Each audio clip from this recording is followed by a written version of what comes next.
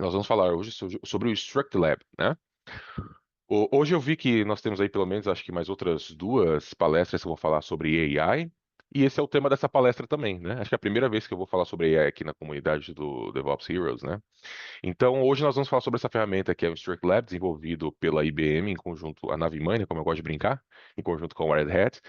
E a ideia do Instructlab, como eu coloquei no título em português, é democratizar LLMs, ou Large Language Models, né, os modelos grandes aí de AI, tá bom? Então nós vamos fazer uma pequena introdução hoje aqui ao Instructlab, e eu vou fazer uma demonstração para vocês também, básica, de como que vocês podem utilizar ele para customizar e treinar LLMs utilizando o desktop de vocês, utilizando o laptop de vocês mesmo, com CPU e assim por diante, tá bom? Então, me apresentar bem brevemente aqui. Eu já sou um conhecido aqui da comunidade, mas para quem está me vendo a primeira vez, meu nome é Alexson, tá? Trabalho na Red Hat, já tem mais de 6 anos, aí estou indo para 7 anos já. Eu tenho background em TI, sempre trabalhei com TI, em outras funções, né? Até me tornar Technical Account Manager aqui na Red Hat.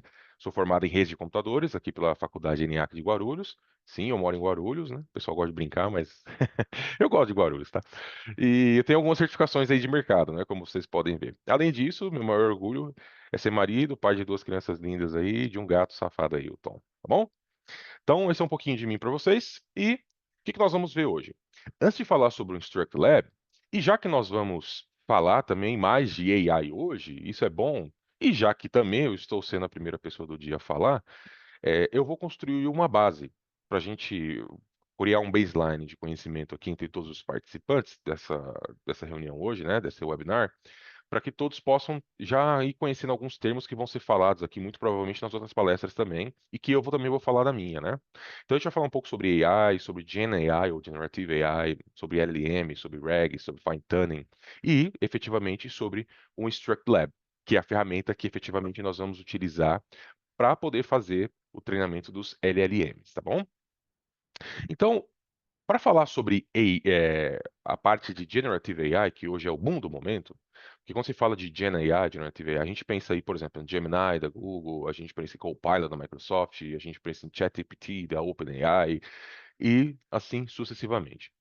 Parece algo novo, parece algo que começou agora no mercado, um boom, uma nova onda e assim por diante. Mas não é assim tão novo, né? Inteligência artificial já é um conceito antigo, já se fala assim, há muito tempo, já existem tecnologias já que lidam com esse tema já há muitos anos, né? Quem aqui tem mais de 30 anos pelo menos, já cansou de assistir filme, série, etc., dos anos 80, dos anos 90 sobre inteligência artificial, né? Skynet aí, inclusive, né? Não quero ofender ninguém, Skynet. Mas assim, a ideia é que inteligência artificial, o conceito, ele é muito amplo, tá? Basicamente, AI, quando a gente fala de AI, envolve todo e qualquer tipo de tecnologia que tenta imitar as funções cognitivas humanas. Quais são essas funções cognitivas? A fala, a visão e assim por diante. Então, toda tecnologia que tenta simular isso de alguma maneira pode ser embarcada dentro do contexto ou do conceito do que a gente chama de inteligência artificial, tá? Dentro do conceito de inteligência artificial, um outro subcampo é o de machine learning, ou aprendizado de máquina, que nada mais é do que um conjunto de ferramental, e de tecnologias que visam treinar código de máquina para entender certos dados que são processados via, por exemplo, aí tem que falar de um outro conceito também, que é o Big Data, né? Que até alguns anos atrás também foi muito bom, né? Aquela quantidade massiva de dados não processadas, né? A ideia do machine learning é pegar essa quantidade massiva de dados, ou Big Data, criar labels em cima disso, categorias, e a partir daí processar esses dados utilizando o conceito de inteligência artificial. Por exemplo, para te dar respostas pré-programadas, né, para poder te dar resultados com base em determinadas pesquisas ou buscas ou filtros que são feitos e assim por diante, tá? Então, de uma maneira simples aí, ela tenta fazer predições, né, com base nos dados que foram definidos e nas labels que foram colocadas para esses dados também, de acordo com o algoritmo utilizado. Mas dentro do campo de machine learning existe um campo um pouco mais profundo, e até existe, o nome diz isso, né? Que é o deep learning, ou aprendizado profundo. No campo de deep learning, é criada uma rede que tenta simular o cérebro humano, ok? Tanto que até a gente chama isso de rede neural, né? Daí que vem o nome, neural. Porque ela tem os nós, como a gente fala, que simulam como se fossem os neurônios humanos. tá? E esses nós, ou neurônios aí da rede neural, eles visam comunicar-se entre si, e a partir daí gerar novos caminhos de comunicação, de novo, com base nos dados absorvidos, tá? Com base em critérios pré-definidos também do código, e a partir daí eles conseguem interagir para tentar pegar o contexto mais próximo de um resultado esperado a partir de uma inferência. O que que é uma inferência? É toda vez que você consulta o código, consulta o LLM, vou falar um pouquinho daqui a pouco sobre o LLM, tá? E espera um resultado dele. Esse resultado pode ser tanto um resultado pré-definido como um novo, criado a partir das informações que foram geradas ou foram alimentadas ali na sua rede neural, tá bom? Então, nesse caso, ele vai pegar esses dados não definidos, não categorizados, diferentemente do que você faz com machine learning.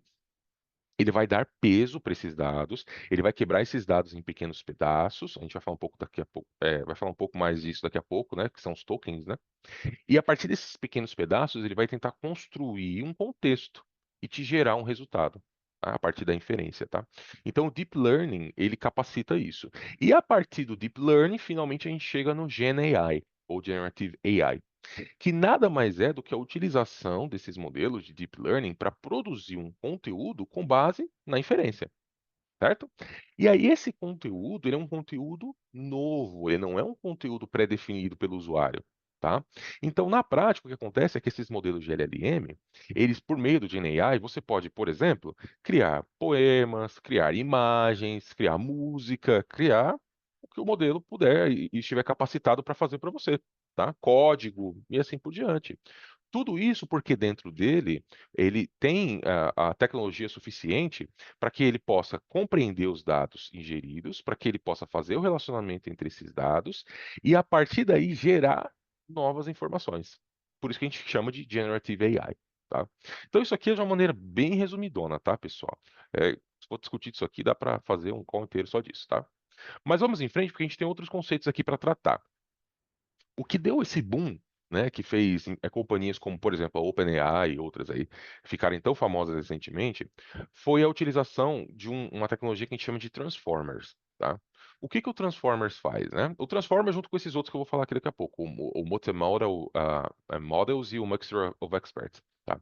Mas falando primeiro sobre o Transformers, né? Talvez aí quem já trabalhou com TensorFlow e tal já tenha uma ideia mais ou menos como é que funciona, tá? Então, basicamente, o Transformer, o que que ele faz? Ele vai pegar. Vamos dar um exemplo assim. Você pega uma palavra como DevOps, né? O Transformers ele vai pegar a palavra DevOps, ele vai quebrar essa palavra em pequenos pedaços, tá? DevOps Heroes, por exemplo. Aí ele vai pegar DevOps, né? Aí de acordo com parâmetros que são definidos lá, ele vai dividir. Mas vamos dar um exemplo aqui. Ele vai separar Dev, Ops e Heroes, por exemplo, tá? Cada um desses pedacinhos que ele separa são chamados de tokens. Toda vez que resolver essa palavra token no conceito de AI, pensa que é isso. São esses pedacinhos das palavras que foram inseridas ali para o modelo, tá bom? Cada um desses pedacinhos, o que que o Transformer vai fazer é atribuir um peso, tá? Um peso, um número, né? Na prática, ele vai atribuir um número para aquilo. Esse número, ele vai ter uma relevância, ok? Num contexto. Então, o que acontece é que quando você forma uma frase grande, que era uma limitação do machine learning, imagina que você digita uma frase lá, por exemplo, que tenha lá pelo menos uns 500 caracteres lá, começo ao fim, ok? Quando chega aqui no fim, um machine learning tradicional, ele não consegue fazer essa diferenciação de contexto para entender que às vezes uma palavra lá no começo, ela tem relação com a palavra que está aqui no fim. Por exemplo, se você falasse uma frase do tipo, o céu está azul hoje, vírgula, e também está aberto, vírgula, e também está lindo de se ver. Aí, ponto. Me diga qual lugar eu posso ir para ver um céu tão bonito quanto esse. Olha o tamanho da frase que eu fiz, né? Com uma afirmação e uma pergunta. Se você põe isso num modelo tradicional de machine learning, ele não vai conseguir fazer a relação entre essas diversas frases e esse contexto. Com o Transformers, houve essa possibilidade de fazer essa quebra, né, das pequenas palavras em pequenos tokens, e a partir daí dar um peso, né, um weight que a gente fala, para esses tokens. Com base nisso, ele usa um modo de self-attention, que fala, o modo de autoatenção, onde ele consegue fazer o relacionamento entre esses tokens com base na frase que é definida, e a partir daí ele consegue saber qual é o resultado esperado de uma determinada inferência. Então, quando você colocar lá, por exemplo, o céu é Aí ele vai buscar nos tokens que ele tem qual é a palavra que tem o peso mais adequado para completar essa frase, que no caso do contexto seria o céu é azul. Certo? Então, é por isso que, com o uso de transformers hoje, os modelos generativos permitem criação de dados, entre aspas, aparentemente, né, a partir do nada. Não é bem do nada, porque nós temos lá os dados inseridos na forma dos LLMs, Deep Learning e tal. Mas, assim, a ideia é que parece para o usuário final que ele está realmente criando coisas, né? Então, os transformers possibilitaram que isso ocorresse. Aí você tem, além do. O transformer em si já trouxe esse benefício, mas além disso, os modelos também foram se modificando para serem multifuncionais ou multimodais, como é a imagem que vocês estão vendo ali no canto superior direito, tá? O modelo multimodal, ele permite que você trabalhe com diferentes tipos de ações cognitivas. Então, por exemplo, ali você tem visão, audição, texto, escrita e assim por diante. Um exemplo prático disso são os modelos que eu citei aí, né? Tanto o Gemini como o Copilot como o ChatGPT são modelos multimodais. Você consegue gerar todos esses campos aí a partir deles, tanto escrita como imagem, né? Se eu não me engano, acho que só não consegue música. Eu nunca testei música, tá? Mas existem outros sites aí específicos para isso. Mas o ponto é que existem modelos que são focados em determinados tipos de ações cognitivas. Ao passo que esses modelos multimodais, eles permitem que você gere dados de diferentes tipos de domínios, vamos chamar assim, tá? E aí, já que a gente está falando de domínio, entra os MOEs, ou Mixture of Experts. A ideia do Mixture of Experts é que cada nó, eu falei lá do Deep Learning, que tem os nós que compõem a rede neural, né? A ideia é que você crie subcampos ali, ou divida esses nós, por conhecimentos específicos, de áreas específicas. Então, alguns vão estar mais focados em uma determinada área. Vamos dar um exemplo assim.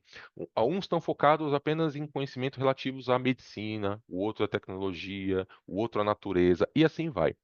Então, quando você vai fazer a ingestão e o processamento desses dados nesses modelos que usam o MOE, ele vai redirecionar quando é feita uma inferência ou quando vai ser feito um treinamento para aquele nó específico que tem o conhecimento que está sendo requisitado naquele momento via o input que foi dado. E aí ele vai fazer esse processamento e, se for necessário, ele interage com o nó secundário para requisitar uma informação a partir de um dado que foi ingerido nele, que foi imputado nele também, tá?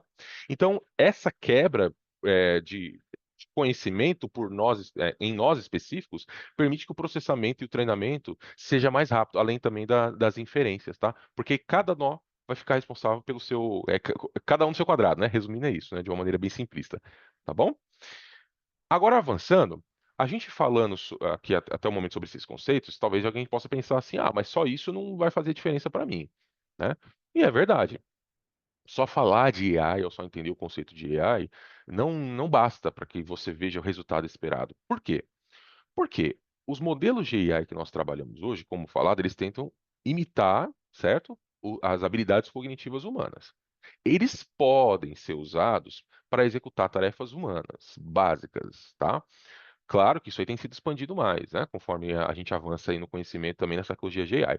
Mas, por exemplo, no momento atual, muitas empresas já utilizam esses AIs. Eu tenho certeza que pelo menos uma pessoa aqui nesse call já lidou com algum tipo de tecnologia de AI, até mesmo sem perceber. A mais comum aqui, que talvez se eu falar, a grande maioria já talvez deva ter interagido, são os chatbots, os famosos chatbots, né? Então hoje até meu banco aqui, o banco que eu tenho, utiliza chatbot aqui. Tudo que você quer fazer lá, você pede lá, eu quero tal coisa e tal, e ele vai e te responde, né? Então, o chatbot é talvez um dos mais famosos aí. Muitas empresas também têm usado isso de maneira mais avançada, tá? Eu tenho, por exemplo, na Red Hat, eu tenho clientes que já utilizam isso aí, também da indústria financeira, para fazer processamento de contrato, para fazer análise também de mercado, para fazer análise também de investimento, para fazer análise de fraude, né, no contexto financeiro, entre outros, tá bom? Existem muitos outros casos. Só que a questão é o seguinte: para que a inteligência artificial possa performar dessa maneira, o modelo que está sendo utilizado, aí agora a gente vai falar sobre o LLM, ele precisa fornecer os dados que são relevantes para a companhia. Por quê? LLMs, que são os Large Language Models, tá? De maneira bem simplista mesmo. Talvez se algum cientista de dados estiver me assistindo agora, vai ficar bravo comigo. Mas de maneira bem simplista mesmo, um LLM nada mais é do que um conjunto de código, normalmente é Python, tá? A maioria desses modelos usam Python, mas é um conjunto de códigos, obviamente, que faz utilização dessas diversas bibliotecas dentro desse contexto de AI que eu falei. E esse conjunto de código, ele visa fazer um processamento de informações que são passadas para ele, tá? como eu falei agora há pouco lá do Big Data e tal. Então você pega, por exemplo, essas companhias que são bem grandes aí, como eu mencionei o caso da OpenAI, Microsoft, Amazon, Google e assim vai, eles têm acesso a uma grande infinidade de dados, tá? OpenAI é um exemplo disso, né? Então, eles pegam essa quantidade massiva de dados que eles têm acesso, em diversos formatos, e fazem esse código aqui, o LLM, esse modelo de linguagem, processar ou ser treinado nessas informações por horas, dias ou até semanas a fio, para que ele possa absorver essas informações, criar os tokens que eu falei, criar os modelos de resposta e bababá, bababá. No final disso, você tem um modelo que a gente chama de modelo base, ok? Então, esses modelos bases de LLM são o que a maioria de nós aqui, meros mortais, utiliza dentro do nosso dia a dia, se é o caso de vocês aqui, nas empresas de vocês, ou para laboratórios, ou o que seja, para fazer treinamento, para fazer processamento de dados, para fazer inferência e assim vai. Então, só citando alguns desses modelos, tem o Merlonite, tem o Mixtral, tem o BERT, tem o Llama, da Meta, né? E assim vai, e muitos outros, tá bom? Então, esses são os modelos base. A questão é que esses modelos bases, eles têm uma limitação. Por quê? Como eu falei agora há pouco, eles precisam ser treinados em cima de uma base de dados pré-definida, tá? Então, vou dar um exemplo. Quem é que utilizou OpenAI, o ChatGPT no começo, né, quando ele foi lançado, vai lembrar que ele tinha uma limitação de tempo, né? Se eu não me equivoco, até aquele presente momento, ele só conseguia responder com informações que existiam até 2021, se eu não me engano, era 2022, algo assim, tá? Por quê? Porque o modelo ele tinha sido treinado só até aquela data. Então, tudo que veio a partir dali, o modelo não tinha conhecimento. Ele não tinha sido treinado para aquilo, certo? Então, essa é uma limitação, por exemplo, que a gente tem com as LLMs. Além disso, base, tá? LLM base. Além disso, você não sabe quais dados foram utilizados para treinar aquele modelo. Aí entram os conceitos também que hoje em dia têm sido muito abordados dentro do campo de inteligência artificial, que é a questão da ética, né? E assim vai. Então, como você não sabe em que dados aquele modelo foi treinado, você não sabe se aquele modelo está pronto para servir a sua empresa. Logo, sua empresa não consegue confiar plenamente naquele modelo para ser utilizado para ela. Então, existe aí uma necessidade de, vamos chamar de customização desse modelo, tá bom? Então, como que esse LLM é feito? Como eu tinha explicado, basicamente, ele recebe esses dados, pode ser dados de diversas fontes, tá? Da internet, de documentos PDF, whatever, o que você quiser, tá? Ele é treinado. O que que é o treinar? É você gerar dados determinísticos para esse modelo, fazer esse modelo entender esses dados, tá? Processar essas informações, criar os tokens a partir daí, criar as categorias, etc. E a partir disso, você pode fazer o que a gente chama de inferência no modelo. O mais comum, como eu falei agora há pouco, são os chatbots, tá bom? Aí existe um processo que a gente chama de fine tuning. O que que é o fine tuning? Agora há pouco eu falei que você usar um modelo base nem sempre vai servir para a sua situação. Então você precisa que ele seja customizado. O processo de customização é o fine tuning. É onde você vai pegar esse modelo base e você vai retreinar ele, mas agora com base nos seus dados, nas informações que você está passando para ele, tá? E essas informações, de novo, pode ser o que você quiser. Então aí tem um exemplo aí, né? No lado direito aqui do slide, né? Diversos campos onde você pode treinar o seu dado para que ele te dê respostas, por exemplo, relacionadas à tradução de idiomas, relacionado à previsão de dados, relacionado à geração de dados, como documentos, imagens, sumarização de texto, o que você quiser, o que sua companhia precisar, tá bom? Isso ocorre dentro do modelo de fine tuning. Antes do fine tuning, o que ocorre é que o dado ele vai ser processado para gerar isso aqui que a gente está vendo. Aqui são diversas formas, tá? Eu não vou entrar muito em detalhe aqui, porque senão eu vou estourar um pouco do tempo que eu já estou vendo que está avançado. Então, só passando de maneira rápida, esses modelos aqui, ó, CLM, MLM e Sec2Sec, a ideia deles é que cada um deles utiliza esses transformers que eu falei agora há pouco para permitir uma previsibilidade e uma predição de dados com base no input que o usuário dá. Tá? Então, no caso, o CLM é para a previsão com base na string que é passada, ao final da string ele deduz com base no contexto gerado anteriormente.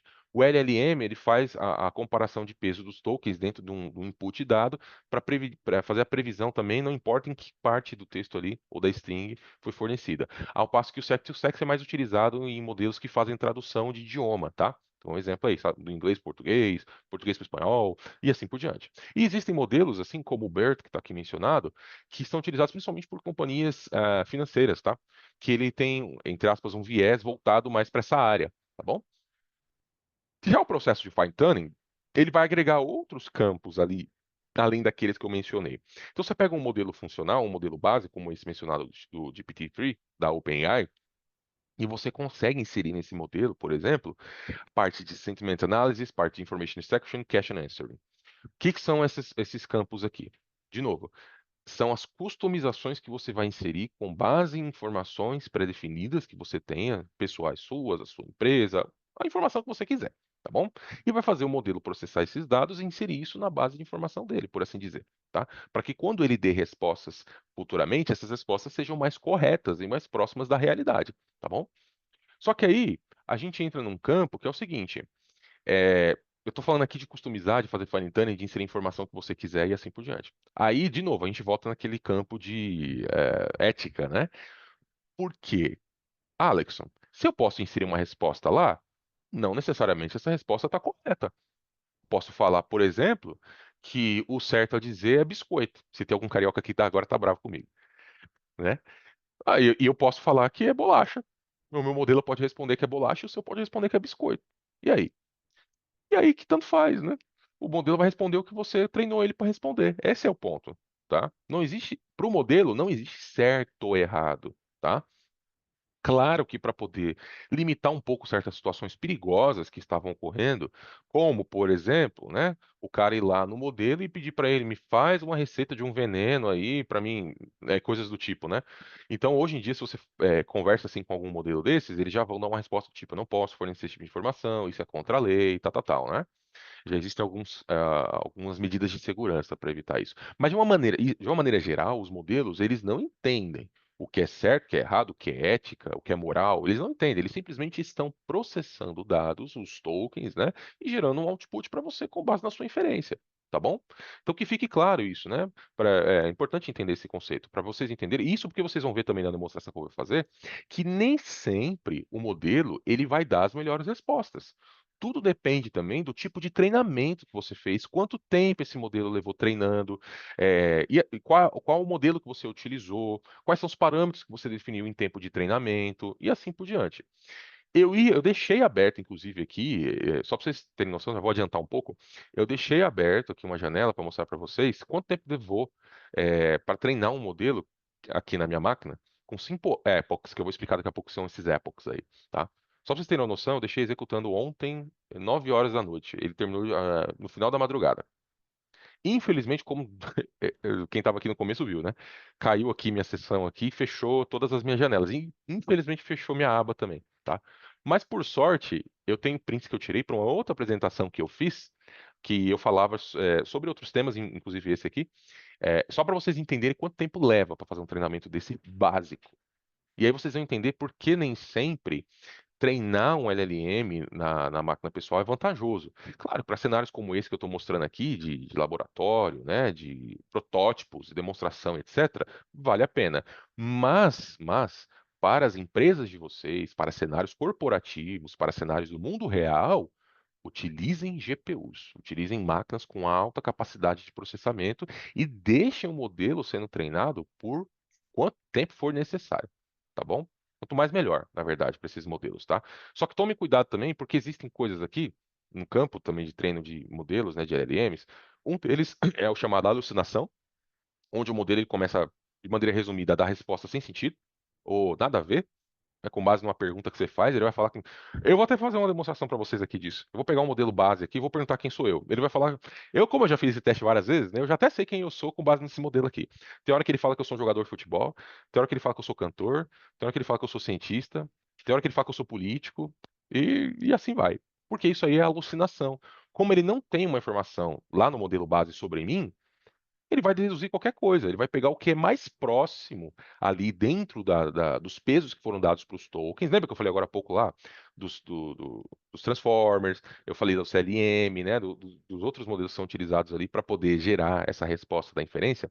Então, na cabeça, entre aspas, né, na cabeça do modelo, faz sentido o que ele está falando, porque ele está pegando com base no que ele tem de dados ali. Para nós, isso aí é uma alucinação, né? ok? Mas aí tem um outro viés também disso, que é quando o modelo ele está overtrained, né? Ele está overtreinado, né? Está super treinado, porque ele começa a dar respostas também enviesadas. Tudo que você perguntar para ele sempre vai dar uma resposta parecida, com base no que você treinou ele. Então, vou dar um exemplo básico, tá? Se você pega lá e treina seu modelo para falar sobre futebol, por exemplo, mas você treinou ele demais, o que vai só sobre futebol, o que vai acontecer é que ele vai começar, quando você fazer qualquer pergunta para ele, mesmo que não seja de futebol, a relacionar tudo com futebol, tá?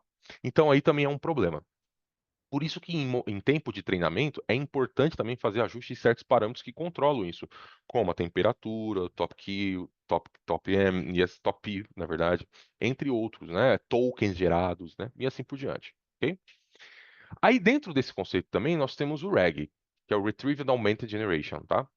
O Retrieval Augmented Generation, a ideia dele, de maneira bem resumida, é, ao invés de você ficar treinando o seu modelo todas as vezes, você vai inserir, ou fazer o modelo consultar, na verdade, uma base de informação externa. Essa base de informação pode ser um website, pode ser uma base de dados, pode ser um PDF, enfim, o que você quiser, tá? Um documento Markdown. Mas a ideia principal do RAG é que ao invés de você ficar retreinando o seu modelo toda vez, por quê? Você treinou o seu modelo até hoje. Daqui para frente, ele não tem informação, ele vai ficar desatualizado, não vai? Aí você vai ter que retreinar tudo de novo. Então, o que é feito em muitos casos é utilizar o RAG, que permite que ele consulte uma base externa com informações mais atualizadas e utiliza já a base que ele tem para poder pegar essas informações, fazer o processamento delas e te dar uma resposta mais correta sobre um determinado campo, tá bom? Na demonstração de hoje eu não vou mostrar o RAG, né? Porque aí eu teria que usar uma outra tecnologia para isso, tá bom? A gente vai usar aqui o Fine Tuning, ok? Que é um modelo que eu peguei e fiz um pré-treinamento dele aqui. Claro, um modelo base, né? Eu fiz um treinamentozinho básico dele, tá bom? Então, aqui eu já expliquei o que é RAG, tá? Os prós e contras do RAG é que o Pro, como eu falei, você não precisa ficar retreinando o modelo toda vez. Os dados são de fácil acesso, você pode atualizar eles ali toda hora, em place, mudar os dados que ele está acessando. O problema é que os contras disso é que fica dependente da qualidade dos dados que você tem na sua base externa, tá? Normalmente o que a gente usa para base externa são o que a gente chama de vector DBs, né? Ou base de dados, né, de vetores, tá bom? Então, nessa base de dados de vetores, você pode. Aí tem vários aí, Log4j, Elasticsearch, né? Enfim, tudo que você salvar lá vai ser a base que o seu LLM vai consultar. Então, a qualidade da sua resposta também depende da qualidade dos dados que você salvou lá. Além do fato de você precisar gerenciar essa base de dados de vetores, né, e também ela precisa passar por fine tuning. Ok?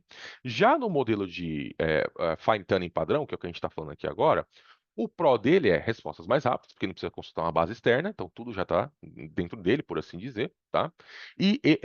Quanto mais você usa dados para treinar ele, mais as respostas vão ser precisas, ok? O problema, como eu falei, é o tempo que se gasta para poder treinar esse modelo, né? Um dos contras, além também de que a qualidade dos dados que são fornecidos para esse modelo podem afetar o modelo como um todo também, tá? As respostas que ele vai dar. Então, como existem vários métodos de você treinar o seu modelo, um dos métodos que a IBM desenvolveu, os cientistas de dados da IBM desenvolveu, é o chamado LAB, ou Large Scale Alignment for Chatbots. Ok? Nesse modelo do LAB, como é que funciona o treinamento dos dados? A gente vai pegar o dado e vai, a partir desse dado, a gente vai dividir ele no que a gente chama de domínios, tá? São esses domínios, como eu falei, pode ser domínio de tecnologia, natureza, música, esportes, enfim, tem diversos tipos de domínios. E esses domínios vão ficar dentro de uma árvore que a gente chama de uma árvore de taxonomia, tá? A taxonomia nada mais é do que uma categorização desses dados, tá bom? E dentro da taxonomia, você pode inserir esses dados de duas formas. Ou eles podem ser do tipo skill, ou habilidade, ou eles podem ser do tipo knowledge, conhecimento, tá? Então, essas duas formas aí, dentro da taxonomia, você pode inserir, ok? E aí, dentro de cada uma delas, você vai usar dois documentos distintos para poder fazer o processamento desses dados, tá?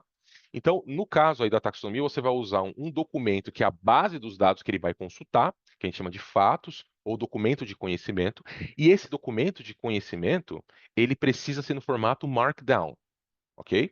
Tem que ser no formato Markdown. Então, ele vai usar isso aí como, digamos assim, um documento base de contexto de informação. E aí, um outro documento que você vai usar é um Q&A, tá? Esse Q&A está no formato de YAML file, tá? Então, lembra? O knowledge é de Markdown e o Q&A de YAML. E nesse formato de YAML, você vai gerar as pares de perguntas e respostas com base no documento de conhecimento que você definiu, ok? E aí, nesse par de pergunta e resposta que você vai definir, você vai fazer perguntas e você mesmo vai dar as respostas, tá? Com base nesse contexto. Onde que você vai armazenar essa informação? Aí fala nesse slide, no GitHub, tá? No seu repositório padrão, ok? E aí você vai ter que especificar qual commit que ele vai usar como base para poder buscar esse documento. E a partir daí você vai fazer a geração vai fazer o treinamento do seu modelo, ok? Com base nesses dados fornecidos. E aí, ao final desse processo, né? Detalhe, quando ele faz a geração de dados, ele faz a geração de dados sintéticos, a gente fala, o SDT, tá? Porque esses dados sintéticos, na verdade, eles são mais rápidos de serem gerados, e a partir daí é onde o modelo é treinado, tá bom? No caso do Lab, ok? E aí entra o tema aqui da nossa palestra. Por que que a gente chama isso de democratização?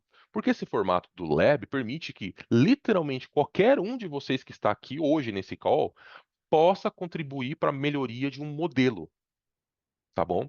Nesse caso, o modelo, por exemplo, open source, tá? De código aberto, que a IBM criou, tá? Em conjunto aí com a Red Hat, para disponibilizar para o mercado em geral, é o Granite, ok? Existem outros modelos que são utilizados, obviamente, open source no mercado também, mas o Granite é esse modelo que permite essa colaboração da comunidade para cada vez mais melhorar e deixar esse modelo mais com uma accuracy melhor, né? Que a gente fala, né? Uma cuidade melhor, tá bom? Então, por que então que é democratização? Porque agora você tem o controle dos dados que você quer inserir no modelo. Tá? Então, como funciona? Se você hoje quer colaborar, você simplesmente vai fazer um fork do repositório padrão do InstructLab, que é a ferramenta que a gente usa para interagir utilizar o Lab, né, esse conceito do Lab. Você vai inserir os dados que você quiser lá, tá bom? Vai fazer o treinamento do modelo e, se tiver ok, você submete uma PR para que os mantenedores oficiais lá do repositório validem e, se tiver tudo ok, isso vai ser inserido no modelo nas fases de treinamento dele.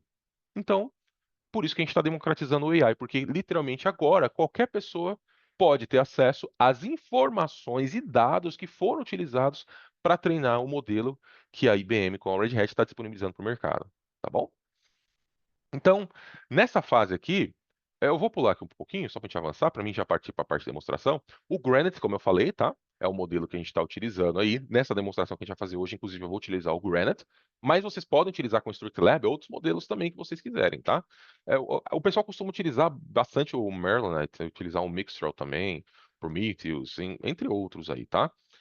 Só que tem uma questão, cada modelo também tem seus requisitos. Dependendo do modelo que você vai utilizar, eu falei do Mixtral, por exemplo, ele requisita uma grande capacidade de processamento, tá? E também de memória e assim vai. Então, nem sempre, dependendo do modelo que você vai usar, nem sempre você vai conseguir rodar na sua máquina. Com o Granite, é possível que você rode na sua máquina laptop, ok? Ou a gente chama isso de consumer grade, né? Tá bom? E o StructLab, ele vem, como eu falei, ele é a ferramenta para a gente interagir com esses modelos, para a gente fazer o treinamento, para a gente poder contribuir para a comunidade, e é ele que exatamente permite essa democratização, tá bom? Bom, eu vou pular aqui então, pessoal. Vou partir direto para a demonstração para a gente ganhar tempo, tá bom? Eu já estou até aqui com o meu terminal aberto. O que que vocês precisam fazer então para começar a trabalhar com o StructLab? Então, primeiramente, ó, vamos fazer o seguinte: fechar aqui o slide que eu não vou utilizar mais. Você tem duas formas de fazer isso. Uma forma é você utilizar esse GUI. Isso aqui é novo, tá? Esse UI aqui, esse user interface é novo. Depois eu jogo aqui no chat para vocês. Ele facilita a criação daqueles documentos que eu falei, lembra? De Skill and Knowledge, certo? Você pode usar ele para poder começar a trabalhar se você não tiver familiaridade com Markdown, com YAML, ou se você já tiver familiaridade com Markdown e YAML, você pode criar na mão, tá bom? Depois eu compartilho com vocês também esse repositório que eu criei com alguns exemplos, tá? Como eu falei, isso precisa estar no repositório do GitHub, é um requisito, tá bom? Então, no meu caso aqui, eu tinha feito uma demonstração recente lá para um evento, o OpenShift Commons, né? Mas eu criei um aqui específico para o DevOps Heroes, tá? Então, quando eu acesso aqui, ó, no meu repositório, eu tenho os dois documentos que eu falei, o Facts e o Q&A. No Facts, que está em Markdown, eu criei algumas informações a respeito aqui desse evento de hoje, ó. Então, por exemplo, eu coloquei as informações sobre o que é o DevOps Heroes, eu peguei tudo com base no site, tá, Aline? Tá tudo certinho, não tô mentindo, não. Então, aqui, ó, o que que é o DevOps Heroes? O que que é esse evento aqui, o DevOps Heroes Experience, certo? Quando que seria o próximo evento? No caso, hoje, ó lá. a data, grátis, o horário, a minha palestra, tá vendo? Ó? Se ia ter alguma palestra sobre AI aqui, o Instruct Lab, eu coloquei o horário dela, o tema, sobre ela, sobre mim. Isso aqui é bem básico, tá bom? É só um exemplo. Se vocês quiserem mais exemplos, lá no Instruct Lab mesmo, no próprio repositório oficial do Instruct Lab, eu posso até acessar aqui bem brevemente para mostrar para vocês. Esse aqui, ó. Esse é o repositório oficial, tá? Então aqui tem como instalar, quais são os requisitos, como fazer o treinamento dos modelos, tá tudo aqui. E tem o Docs também, o oficial, tá? Se vocês quiserem acessar também o Docs, tá?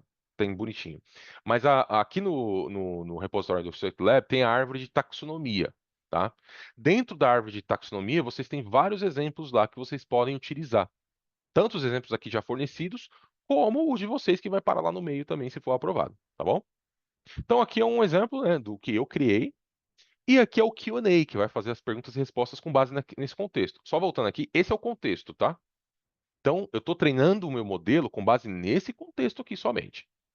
E aí, aqui no Q&A, eu tenho as perguntas, os pares de perguntas e respostas que eu falei, que eu vou passar para o meu modelo. Então, aqui, você sempre tem que seguir essa estrutura, tá? Qual que é a estrutura? A versão, nós estamos trabalhando atualmente na versão 3, ok? Versão 3. O domínio, aí como eu falei, existem vários domínios. Também lá na documentação do StructLab ele explica quais são os domínios disponíveis. Se não houver um domínio que você quer, você pode criar o seu domínio também, não tem problema. Quem criou, no caso aqui você vai pôr o seu usuário do GitHub, esse é o usuário do GitHub, e os seed examples. Os seed examples são agora os contextos e pares de pergunta e resposta. O formato obrigatório também, tá? É que você utilize aqui, pelo menos, como vocês estão vendo aqui, 5 contextos. No mínimo, 5 contextos. E para cada contexto, você tem que ter, ao menos, tá? No mínimo, 3 pares de pergunta e resposta. Certo? Então vai ter contexto, aí vai ter question and answers, aí vai ter question, answer, question, answer. 3. Certo? Como é que funciona, então? Aqui no contexto, o que eu estou fazendo nada mais é do que pegar um trecho daquele meu documento lá, o Facts, certo? Peguei um trechinho dele, dei o contexto, e agora eu estou gerando uma pergunta e resposta com base nesse contexto. Então, por exemplo, eu pergunto, o que é o DevOps Heroes? É uma comunidade que visa conectar pessoas, tá vendo? Quem é parte da comunidade? Profissionais, tal, tal. Quem é o mantenedor da comunidade? O mantenedor Daniel Ginês. E assim vai. Aqui também. O que é o DevOps Experience, que é esse evento que a gente está? É um evento online e tal. Então, tá vendo aqui, ó? São perguntas e respostas que eu estou fazendo com base num contexto que vai ser utilizado para gerar dados sintéticos que vai treinar o meu modelo. Então, em teoria, o meu modelo, quando eu perguntar para ele o que é o DevOps Experience, ele tem que me responder isso aqui, ou algo próximo disso. Esse é o esperado. Mas, de novo, isso aqui varia conforme aquelas variáveis lá que eu comentei antes, certo? Tempo do treino, quantos épocas você utilizou, qualidade do dado, o modelo, blá, blá, blá, blá, blá, blá, tá bom?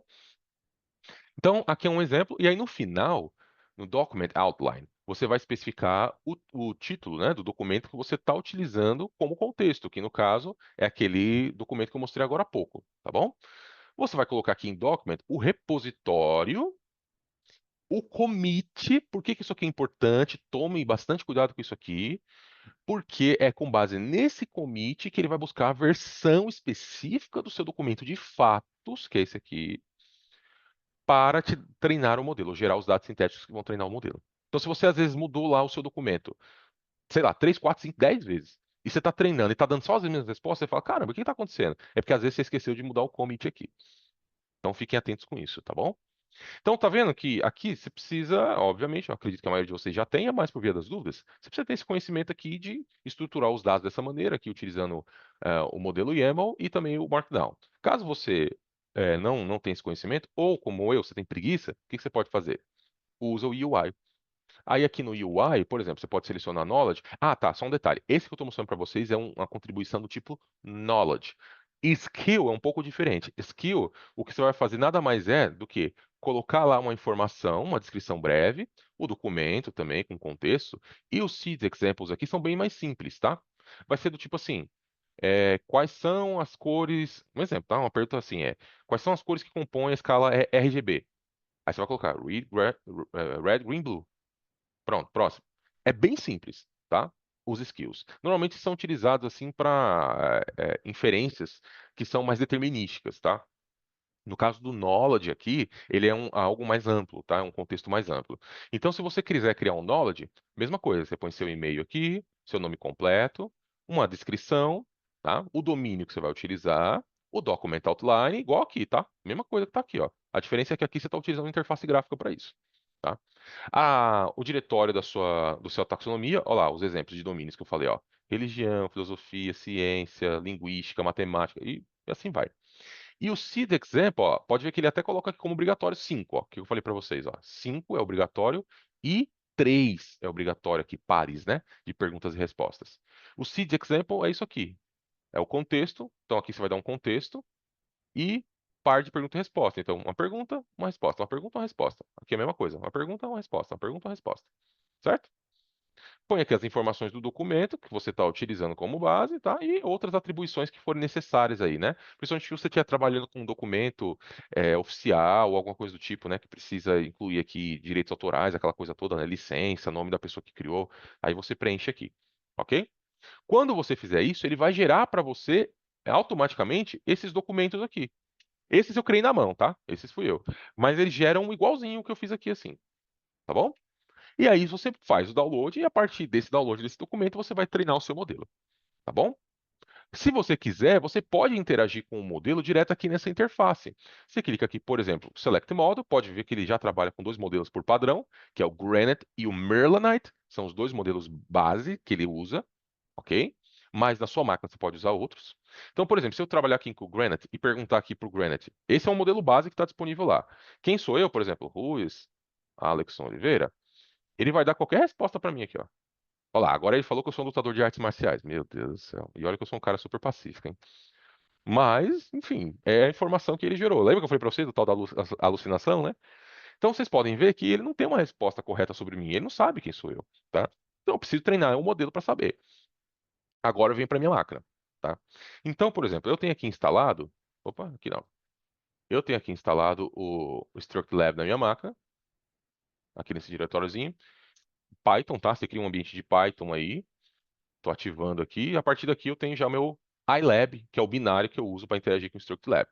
Se eu der um iLab menos version aqui, vocês vão ver que eu estou utilizando a última versão disponível, que é a 0.21. Um detalhe, tá? Isso aqui eu tenho até um issue que eu abri lá e é uma PR que está aberta pendente lá também de atualização da documentação, que a documentação não é muito clara nesse aspecto. A documentação diz que você pode utilizar o Python 3.10 ou 3.11 e que não suporta o 12. Mas ela não fala nada sobre outras versões.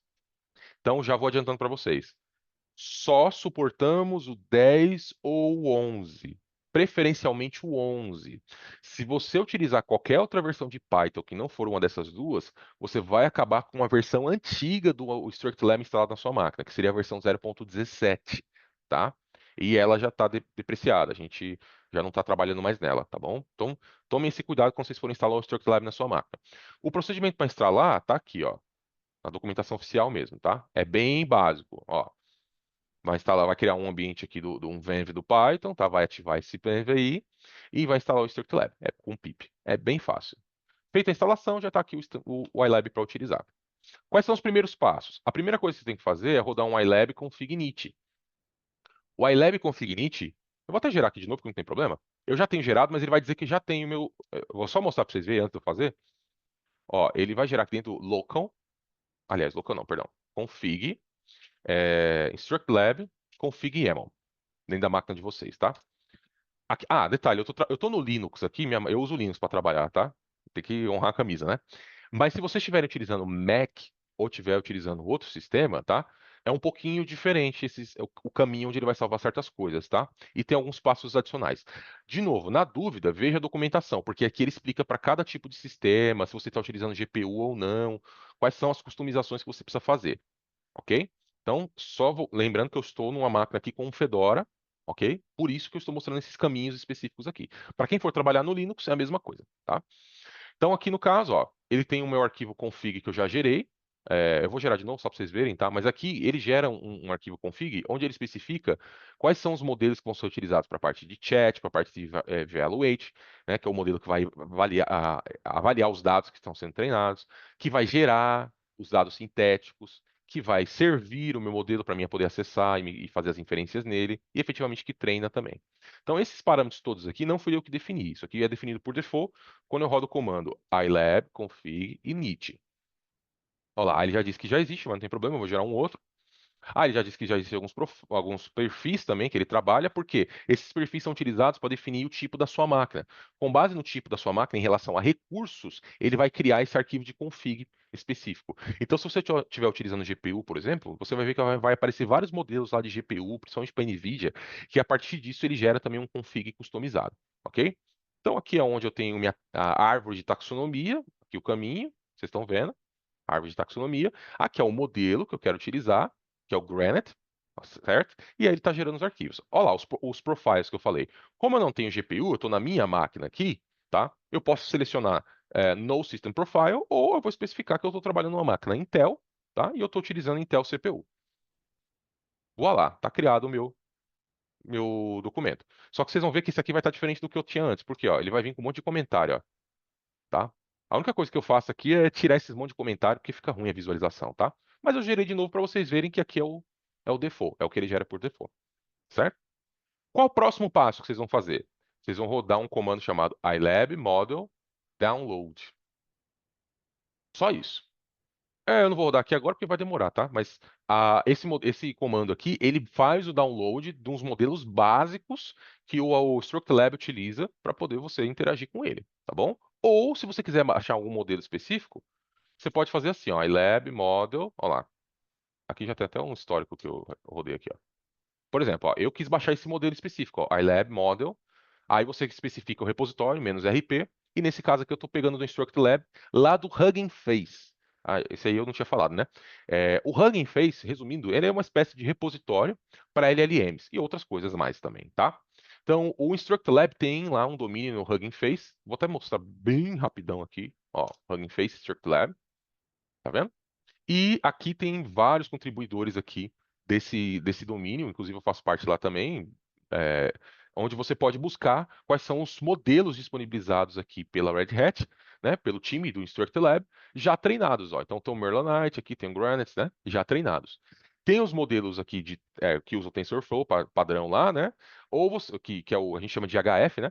Ou você pode utilizar os DGUFs, né? Os GigUF aqui. Os DGUFs, eles são feitos para você trabalhar em consumer grade desktops, né? Em máquinas como as nossas, né? Com CPU e tal. E eles só rodam em CPU, não rodam em GPU, tá? Então, se você quer rodar com GPU, utiliza o modelo HF, tá bom? Eles até rodam em GPU, mas é mais chatinho de fazer funcionar, tá bom? Então, aqui você baixa o modelo que você quer, que é um exemplo, né, de como que você pode baixar. Eu já baixei os meus, aí eu dou um comando ilab model list, e ele vai mostrar os modelos que eu tenho baixados aqui, ó. Então aqui tá vendo, ó, tem o Granite, eu tenho o Merlinite, tem o Mistral, eu baixei de propósito aqui para vocês verem que eu posso usar diversos modelos aí, tá bom? E o tamanho de cada um. Podem ver que são bem pequenininhos, né, a princípio, mas isso aqui cresce. Conforme você for treinando o seu modelo e colocando dados, isso aqui vai crescendo exponencialmente. Aí o que você pode fazer é um processo que a gente chama de quantização. A quantização, ela vai reduzir o tamanho do seu modelo, é como se fosse uma compactação do seu modelo. Só que o trade-off disso, o lado negativo, né, o colateral efeito disso, é que você vai perder qualidade de inferência. Tá? Aí você tem que ver o que você quer. Mas acaba que vale a pena, em maioria dos casos, principalmente para laboratório, tá? Protótipo, quando você quer fazer teste, assim, jogar o modelo daqui para lá e tal, né?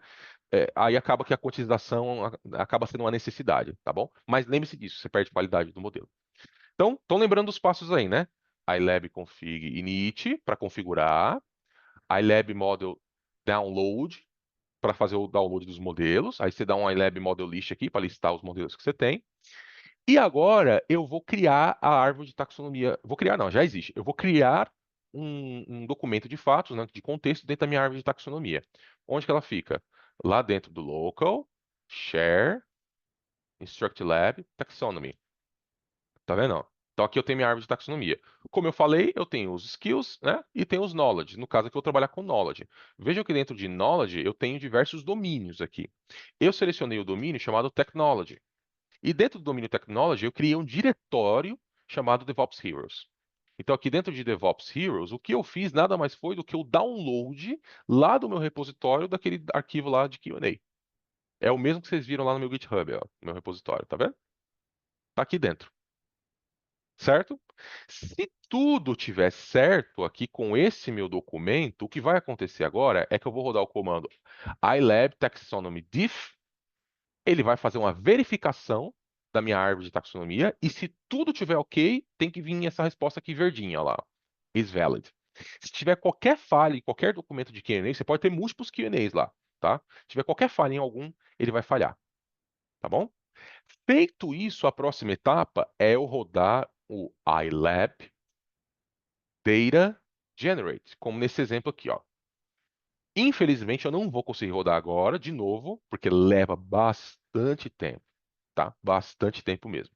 Eu vou mostrar depois uma imagem aqui para vocês. Então, mas aqui é como vocês fariam. Um exemplo, na minha máquina eu fiz dessa forma, onde eu rodei o ilab data generate, especifiquei um pipeline simple, tem três formas, tá? O accelerated, o full e o simple. O accelerated é para GPU, o full, ele é para CPU, mas ele vai usar mais recursos e vai demorar bem mais, dias até. E o simple, que foi o que eu usei aqui, ele é, entre aspas, mais rápido, mas ainda assim ele demora horas para ele rodar, tá bom? E aqui o meu modelo, o modelo que eu estou utilizando, e quantos CPUs aqui da minha máquina que eu quero que sejam utilizados para fazer a geração de dados. No meu caso, na minha máquina, para fazer a geração sintética de dados no modo simples, simples, com uns 15 CPUs, eu levei 48 minutos, tá bom? Feita essa geração aqui, a próxima etapa é eu treinar meu modelo. Como é que eu faria isso então? ilab model train, esse comando aqui. De novo, aí aqui eu especifiquei alguns parâmetros que eu estou utilizando para minha máquina, né? Pra otimização de memória, enable server output, para mim ver a saída ali da geração do treino, né? O tipo de device que eu estou utilizando, pode ser CUDA, pode ser CPU, tem alguns, né?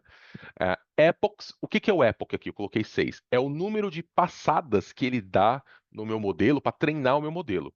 Cada epoch é uma passada, então ele treinou, passa de novo, passa de novo, e assim vai. Aí, obviamente, né, como eu falei, que demora. Quanto mais epochs você colocar aqui, mais vai demorar, mas em contrapartida, mais fiel à realidade, aos dados que você inseriu, vai ser o seu modelo. Mais bem treinado ele vai ficar e mais respostas corretas ele vai dar. O problema é que fazer isso numa máquina com CPU, mesmo a minha, que é uma máquina parrudinha, demora muito. Demora bastante mesmo, tá? Então, no meu caso aqui, esse aqui que eu ia mostrar para vocês e não deu, com 6 epochs, eu levei, tá? Eu levei 8 horas e meia para rodar isso aqui com 6 epochs. Detalhe, o default é 10. Não ia dar tempo, né? Não ia ficar pronto. Vocês iam acessar aqui, vocês iam ver treinando o modelo. Então não ia ficar pronto até hoje, tá? Eu vou mostrar bem rápido aqui, ó. Eu acho que eu devo ter no meu diretório de documentos aqui, ó. Que eu fiz lá pro OpenShiftCon, mas eu tirei uns prints aqui só para mostrar pro pessoal. Ó, só para vocês terem uma noção. Aqui foi o que eu fiz com CPU, ó, Data Generate. Esse aqui até que foi rápido. CPU Training. Olha só. Esse aqui eu treinei com um epoch. Um epoch. Olha o tempo que levou. 122 minutos. Tá? Esse aqui eu treinei com 30 epochs. Olha o tempo que levou. 681 minutos. Pra vocês verem como demora. Esse aqui eu treinei com GPU. Data Generate. 16 minutos. GPU Training. Esse aqui tinha 30 epochs, igual o outro também. 19 minutos. Vocês viram a diferença? Por isso que treinar com GPU faz toda a diferença. Tá bom? Mas aí eu treinei aqui meu modelo e aí ele gera para mim um modelo então treinado que está aqui dentro do diretório Cache Model, Cache Instruct Lab Models. Eu tenho alguns modelos aqui, tá? Entre eles eu vou ter o meu modelo treinado lá, né? Do Granite, tá bom? Então aqui eu já tenho até um comando que eu deixei no esquema, ó. Para você interagir com o modelo, você vai usar o ilab model serve primeiro, opa, ilab model serve. Você vai especificar qual modelo que você está servindo. Nesse caso aqui é o modelo que gerou para mim, ó. Ok? E eu estou colocando aqui com um comercial no final para ele rodar em background para mim, tá? Olha lá. Porque senão ele vai ficar preso aqui na tela. Então ele está rodando em background. E agora eu vou interagir com esse modelo. Então, olha lá.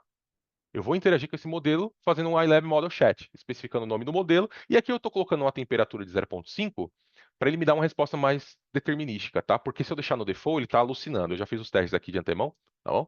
Então, para finalizar, ó, iLab Model Chat, eu estou interagindo com o modelo. Aí aqui eu posso perguntar qualquer coisa, tá? Então, se eu perguntar para ele aqui quem sou eu, ó, who is Alexson Oliveira from Red Hat? Lembra que no outro lá ele falou que eu era lutador de arte marcial e etc, né? Esse aqui ele vai dar uma resposta mais ou menos certa, tá? Por que mais ou menos certa? Porque, de novo, eu deixei ele treinando pouco tempo. Então ele não vai dar a resposta mais correta do mundo. Mas ele tem que dar algo mais aproximado. Olha lá. Ah, agora ele acertou quem eu sou lá. Alex Oliveira é um Principal Technical Account Manager na Red Hat. Certinho. Tá vendo? Só para vocês verem que eu não estou mentindo antes de eu encerrar, deixa eu parar esse modelo aqui, ó. Eu vou pegar um modelo bem rápido aqui, ó. Ah, cache, model. Eu vou pegar o modelo base do Granite, só vocês verem que eu não estou mentindo. Model Granite. Ó, tô servindo o modelo base do Granite. E agora eu vou interagir com ele. iLab, Model Chat, Model. Esse cara. Se eu perguntar quem sou eu aqui nesse modelo base, sem estar treinado, ele vai falar qualquer absurdo aqui, ó. Óbvio que ele demora um pouco mais a resposta também, porque eu tô rodando na minha máquina, tá? É, processador. Ó lá, falou que eu só. Ó lá, Professional Wrestler, não sei o quê. Entenderam? Então, essa é a diferença de um modelo treinado e um modelo não treinado. O modelo não treinado, base, ele vai me dar qualquer resposta. Um modelo treinado vai me dar a resposta que eu quero. Tá bom? Bom, é isso então, pessoal, que eu tinha. É, tem que ser os.